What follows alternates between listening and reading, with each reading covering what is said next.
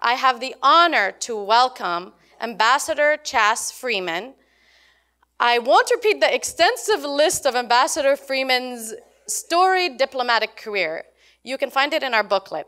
However, let me note that in addition to serving as U.S. Ambassador to Saudi Arabia during the First Gulf War, as well as Principal Deputy Assistant Secretary of African Affairs during the historic mediation of Namibian independence, Ambassador Freeman was a participant in history, serving as President Richard Nixon's interpreter during the historic trip to China. Join me in welcoming Ambassador Freeman.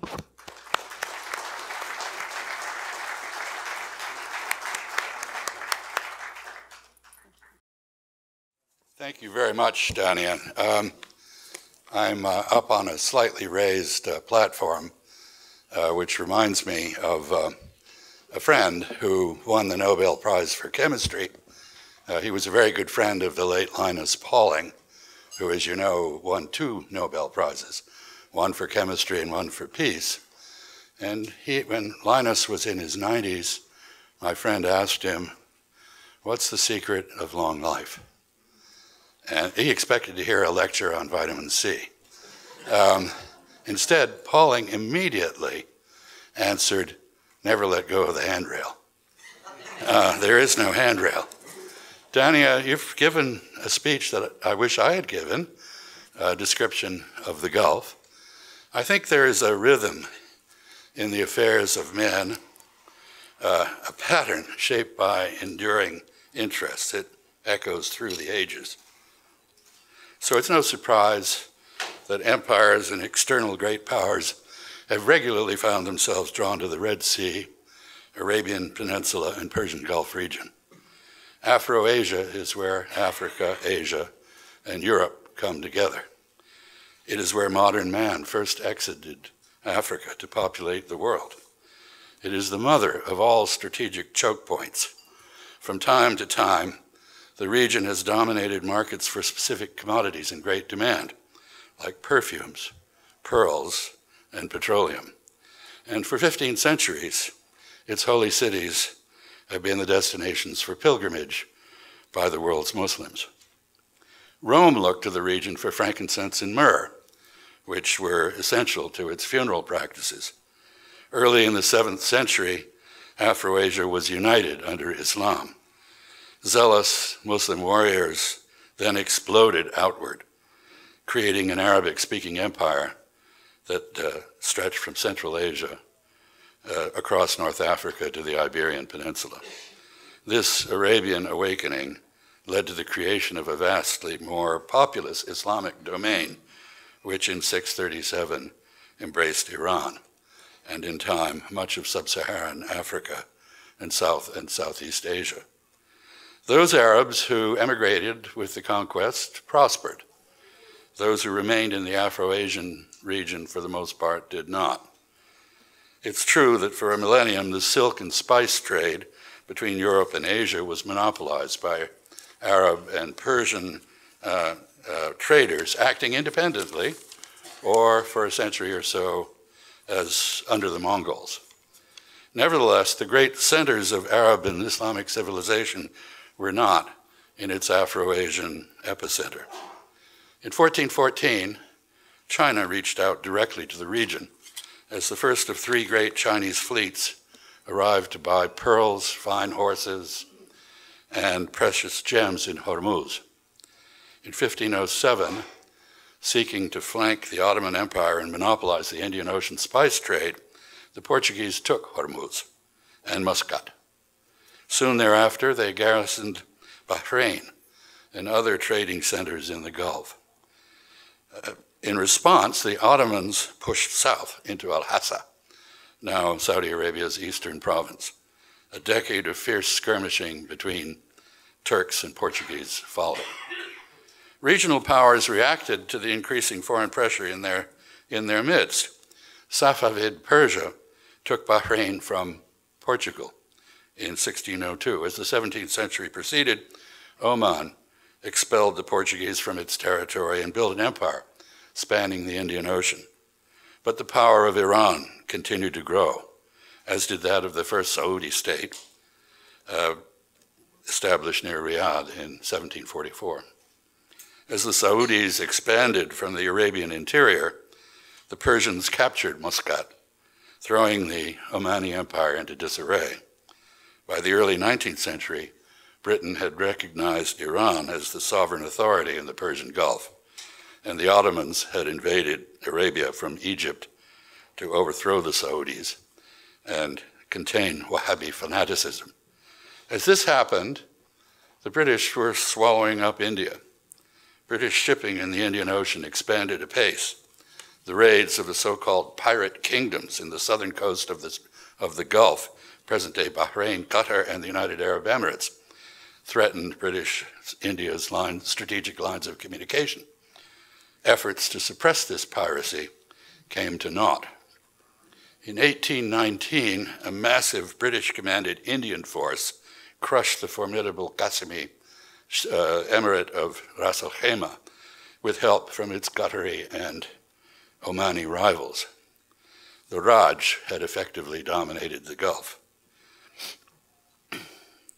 The British rulers of India were able to compel all of the Arab Gulf statelets to renounce slavery and to fly white-pierced flags, signifying their abandonment of piracy. But these statelets continued to menace freedom of navigation in their region.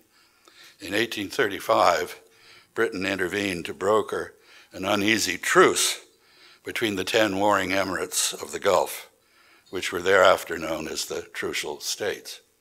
The Indian rupee became the regional currency. Britain found oil in Persia in 1908, then more in Iraq in 1927, and Bahrain in 1932. The discovery of these geological riches set off a race between British and American companies to secure oil concessions. Britain used its imperial privileges to keep the Americans out of Iran, Iraq, and the Trucial States. But in 1938, in Saudi Arabia, an American consortium found and began to develop what turned out to be the world's largest oil field. In that same year, the British discovered huge deposits of oil in Kuwait. In the 1950s and 60s, oil began to be exported from Oman, the UAE, and Qatar. After World War II, the countries of Afro-Asia began an abrupt transformation from poverty to wealth and technological modernity. In 1947, India and Pakistan gained independence from Britain. This greatly reduced London's interest in securing passage through Afro-Asia to points east and south. The British remained intensely interested in the region's oil, as their CIA-assisted overthrow of Iranian democracy in 1953 demonstrated. But they divested themselves, cleverly, of the burden of protecting access to the Gulf's energy supplies. This task was taken up by the United States as part of its Cold War assumption of responsibility for the security and prosperity of the so-called free world, meaning all the countries beyond the Soviet sphere. The United States itself was not then dependent on energy from the Gulf, but its commitment to protect access to the region's oil and gas symbolized its assertion of global primacy. In 1961, Britain granted Kuwait independence and withdrew its protection. In 1968, the British announced their intention to do the same for the rest of the Gulf. Oman declared its independence in 1970. Qatar, Bahrain, and the United Arab Emirates followed in 1971. In 1979, Persia threw off Western tutelage, conducted a referendum, and asserted a revolutionary Shiite identity as the Islamic Republic of Iran. 2 years later, the Arab Gulf states, Bahrain, Kuwait, Oman, Qatar, Saudi Arabia, and the UAE responded by forming the Gulf Cooperation Council. I think this brief history serves to underscore the importance of both the strategic position and natural resources of the independent kingdoms, emirates, and republics of the Afro-Asian region. Both the powers on their periphery and those farther away are inevitably interested in their affairs. The Gulf Arab states, once poor and backward, are now wealthy and able to use their wealth to entice external partners to back them in their quarrels with each other and with Iran. In many respects, today's contentions among the states of the Afro-Asian region and their foreign protectors echo those of the past. To get from Asia to Europe without circumnavigating Africa, one must pass through Afro-Asia. 1/5 of the world's trade traverses the region. It produces half of the world's oil and gas and contains about 2/3 of its proven reserves of hydrocarbons. The members of the GCC have become significant capital exporters. As tensions among them have risen, they've come to account for 2/5 of global arms trade. 1/4 of the world's people revere the Saudi cities of Mecca and Medina as the birthplace of their faith. So the world's great powers remain vitally interested in assured passage through the Afro-Asian region, as well as in access to its oil, gas, and capital. They also seek to moderate its export of religious fervor and funds for that sanctify and support violence against other people's faiths and cultures. The evolving United States relationship with the region reflects shifting balances among these interests. At the outset, in the eyes of the Gulf Arabs, Americans' main virtues were that we weren't the British, didn't have an empire, and didn't want anything except easy access to their oil and gas. The apparent disinterest of the United States in changing the region's political and social systems resembled that of China today and facilitated US replacement of Britain as the dominant power in the region. Initially, the United States left the control of strategic lines of communication to Britain. Americans knew and cared little about Islam or its local manifestations. But as Britain retreated, the United States stepped in to replace it as the guarantor and regulator of the region's stability. In the late 1940s, the United States began to acquire a global sphere of military influence that included the Gulf. In 1980, Washington declared that, quote, this is the Carter Doctrine, quote, an attempt by any outside force to gain control of the Persian Gulf will be regarded as an assault on the vital interests of the United States of America, and such an assault will be repelled by any means necessary, including military force, unquote. The American focus on outside threats to the Gulf was almost immediately displaced by concerns about the region's internal dynamics. The United States feared that the Iran-Iraq war might enable whoever won to dominate the region and use its monopoly to dictate global energy prices. As the Cold War ended and the 1990s began, Iraq's attempt to annex Kuwait led to the formation of a UN-authorized, US-led ad hoc military coalition of NATO and Islamic countries that was able to expel Iraqi forces from Kuwait. But neither the United States nor its coalition members had a war termination strategy. They failed to follow up diplomatically, either to reconcile Iraq to its defeat or to build a viable post-war Gulf security architecture. So, despite the successful liberation of Kuwait, the first Gulf War did not end. Instead, it sputtered on, the United States, having promised to remove its forces from the region, kept them there. In 1993, America abruptly abandoned its long-standing policy of offshore balancing in the Gulf. This approach had relied on Iraq and the Gulf Arab states to join in balancing and containing Iran, while Iran balanced Iraq. Offshore balancing had avoided any requirement for the United States to maintain a permanent military presence ashore in the Gulf. In its place, Washington embarked on a policy of so-called dual containment, aimed at unilaterally containing both Iran and Iraq.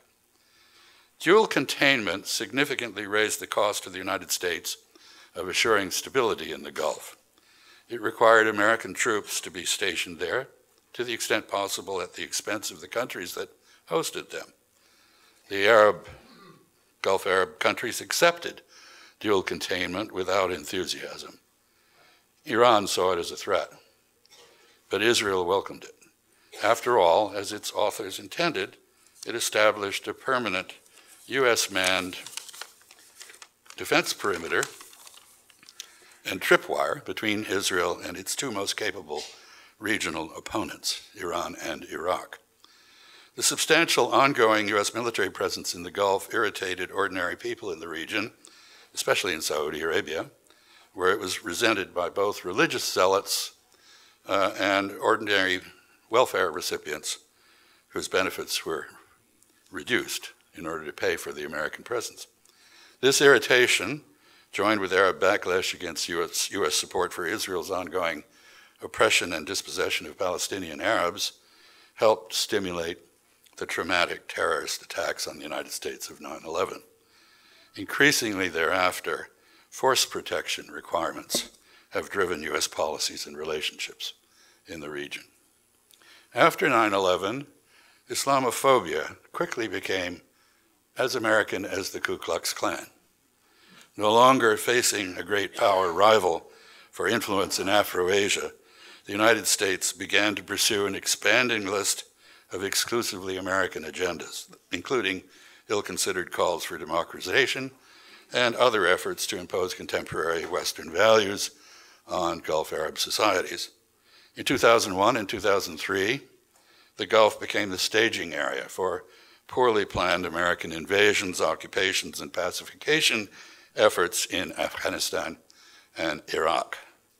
The main beneficiary of these regime change operations was Iran. The main losers from them, other than Afghans and Iraqis, were Israel, Saudi Arabia, and the UAE. America's regime change wars eliminated vital checks on Iran's influence in the region. This facilitated the Islamic Republic's consolidation of a sphere of influence in the Fertile Crescent and the Levant. In time, Iranian client states and non-state actors came to encircle both Israel and the Arab Gulf states. Meanwhile, Afghanistan, Iraq, Syria, and Yemen remained mired in seemingly endless civil strife, abetted by American intervention. As long as Iraq remained aligned with Iran, and thus, as long as it remains aligned with Iran and thus unavailable as a security partner, the Gulf Arabs have no choice but to seek the backing of a powerful external power to balance Iran.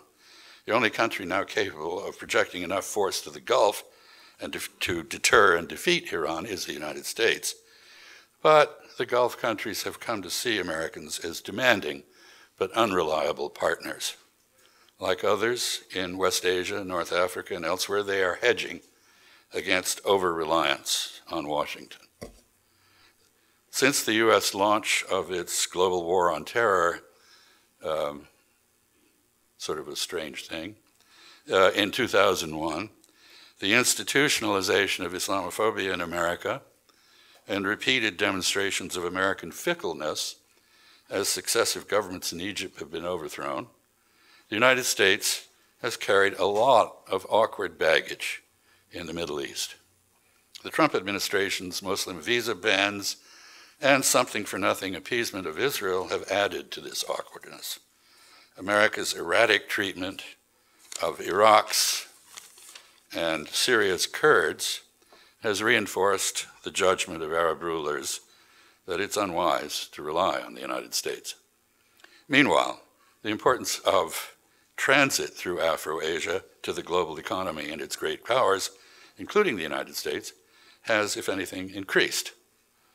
The recent expansion of the Suez Canal and its inclusion as an east-west waypoint in China's Belt and Road Initiative are leading to large increases in goods traffic through the region. The Persian Gulf has become a major air travel corridor. Dubai International Airport is now the world's busiest. The Bab el-Mandeb Strait is the fourth busiest waterway in the world. Despite China's sponsorship of land routes connecting Europe and Asia and the opening of the Arctic to shipping, this trend seems almost certain to continue. The Strait of Hormuz now clearly ranks as the world's most important energy choke point. About 80% of Saudi and all of Bahraini, Iraqi, and Qatari oil exports pass through the strait. So do all of Qatar's exports of natural gas, about 30% of global supplies. Iran's oil ports and terminals are all within the Gulf. Its oil and gas exports transit the strait, as do about 70% of the UAE's. In 2018, the daily oil flow through the Strait of Hormuz averaged 21 million barrels a day, or the equivalent of about 21% of global consumption. Of course, the United States is now once again a net exporter of hydrocarbons and no longer itself dependent on imports from the Gulf, but the world market relies on Gulf energy exports to avoid or mitigate volatility in global energy supplies and prices. Were these exports throttled, energy prices could surge to levels that would cripple global prosperity, including that of the United States. So while protecting the free flow of oil and gas from the Gulf and the Red Sea may no longer be a direct concern of the United States, it remains an important indirect U.S. concern and an essential element in America's claim to be, quote, the indispensable nation, unquote. If the U.S. armed forces cease to protect the global economy from interruptions of access to Afro-Asian energy supplies, the world will no longer defer to Washington as the manager of the global or regional political economic orders. Frankly, this outcome would suit many Americans just fine. War weariness in a sense that foreigners are free riding on American willingness to take sole responsibility for sustaining global stability, if you will, empire fatigue, contributed significantly to the election of Donald Trump as president. Many in the United States would welcome the debate about whether our country should continue to bear the burdens of global leadership. Some, like Mr. Trump, would answer no, it should not. I assume you'll be discussing this today, and I wish I could stay for the program, but I'll watch it on video. Any doubt about the reality of empire fatigue should have been erased by Washington's limp-wristed response to this June's apparent Iranian attacks on ships from Norway and Japan, both U.S. allies. In the 1980s, when tankers in the Gulf were threatened, the U.S. Navy unilaterally intervened to protect the world's oil supply from disruption. But the response of the Vice Chairman of the Joint Chiefs of Staff to the June 2019 attacks was to point out that, quote, the circumstances are very different now than they were in the 1980s. Ensuring freedom of navigation and the movement of oil in and out of the Gulf is no longer a US-only responsibility, unquote, he said, and called on, quote, other nations that benefit from that movement of oil through the Persian Gulf to share the burden of protecting shipping from Iranian attack. A subsequent failed effort by Secretary of State Pompeo to organize a US-led naval coalition for this purpose exposed how disinclined America's allies and security partners are to support the current US confrontation with Iran. It also underscored the diminished ability of the United States to convene global backing for its political military initiatives. One of the few great powers to suggest it might participate in protecting tanker traffic in the Gulf was China. Given Washington's present animus against that country, there was no audible response to this offer, if indeed it was an offer. American geopolitical priorities are visibly changing. The endpoint of their evolution remains unclear, but it's obvious that the stability of the Persian Gulf is no longer at the center of US foreign policy concerns. There are 45,000 American troops and legions of Defense Department contractors deployed in and around the Persian Gulf. But their declared mission is no longer to ensure oil security or the protection of friendly Arab states.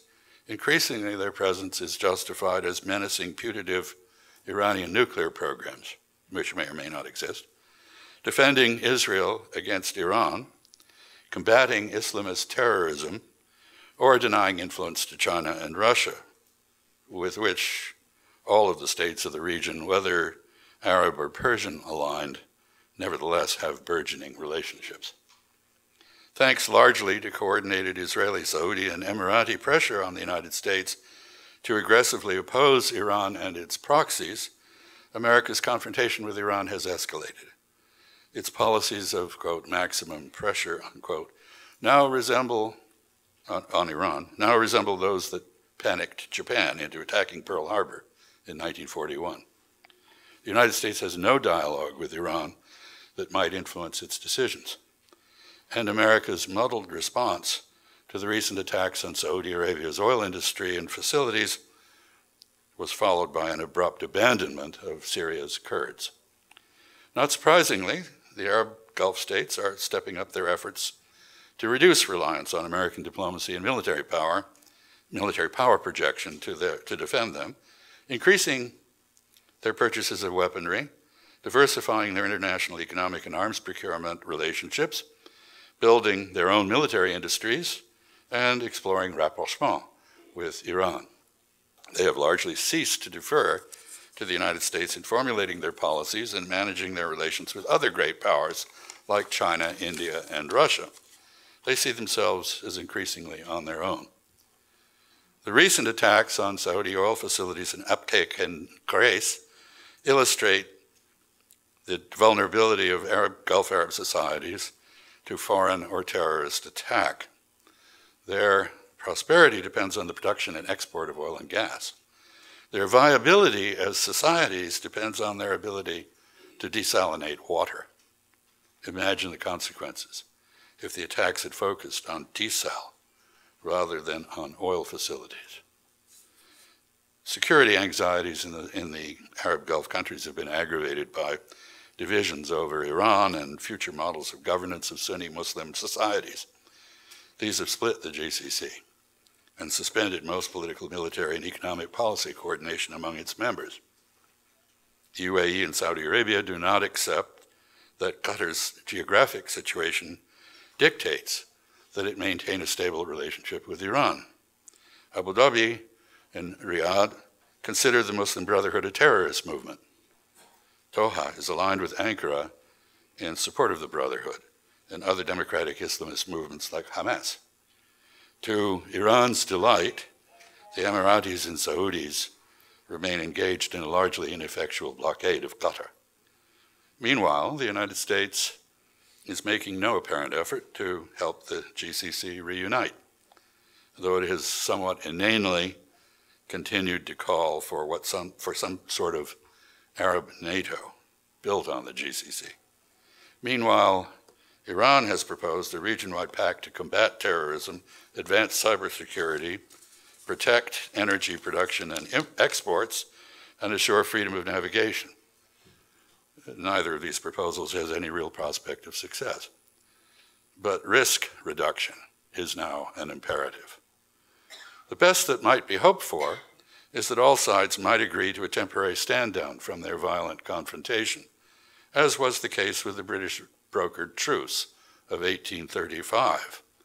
This would leave the issues driving their rivalries to be worked out later and give diplomacy a chance to enable an acceptable nonviolent status quo to emerge in the Persian Gulf as it did in the mid-19th century. Something like this seems to be the core of the Iranian proposal. It is different from, but compatible with, the Gulf security architecture now advocated by China and Russia. Despite its suspect origins, it deserves consideration, exploration. It would buy time for a reduction in tensions of benefit to all in the region while reducing risks to the global economy. But GCC disunity, the US inability to communicate convincingly with Iran, and American diplomacy free foreign policy, together ensure that any such détente in the Gulf will be made in Moscow or Beijing with possible assistance from Islamabad or a European capital or two, rather than crafted locally or by the United States. The GCC was once described as an American diplomat as, quote, a large shell inhabited by a small and indecisive snail, unquote. It is now vivisected and on life support. If the Gulf Arabs wish to control their own destiny, they would do well to restore the GCC to health. This is the prerequisite for collective defense, diplomacy, supporting common interests with the world's established and emerging great powers, intelligent management of relations with Iran, and influence in the broader Arab and Islamic worlds. All these things, I submit, are very much in the interest of the United States as well as the Gulf Arabs. If the GCC can get its act together, there is a fair chance that it can continue to enlist American support. If it cannot, the Gulf Arabs must reconcile themselves to the new reality of Iranian primacy in their region. America is now a war-weary and reluctant global hegemon, riven by constitutional crises and intent on reducing its overseas commitments. Without unity, the ability of the Gulf Arabs to court support for their security from outside the region is gravely impaired. In the famous words of Benjamin Franklin, the Gulf Arabs will either all hang together or hang separately. On that cheery note, I wish the conference every success.